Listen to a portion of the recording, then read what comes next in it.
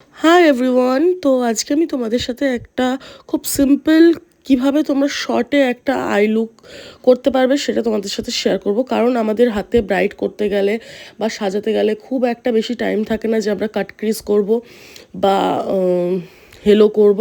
তো কিভাবে তোমরা করবে চলো তোমাদের সাথে সেটাই শেয়ার করলাম।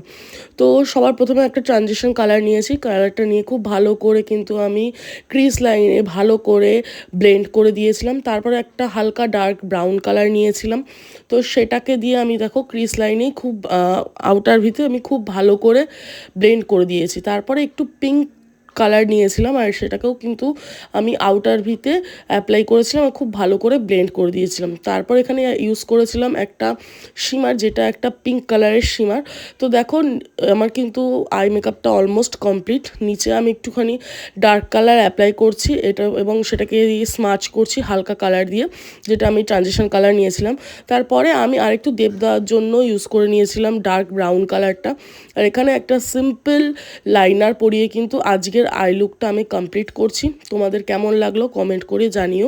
আর আমাদের বুকিং কিন্তু ওপেন রয়েছে, যারা যারা বুক করতে চাইছো তোমাদের স্পেশাল ডেতে পার্টি মেকআপের জন্য অবশ্যই কিন্তু আমাদের বুক করতে পারো। চলো দেখা হবে নেক্সট ভিডিওতে, টাটা।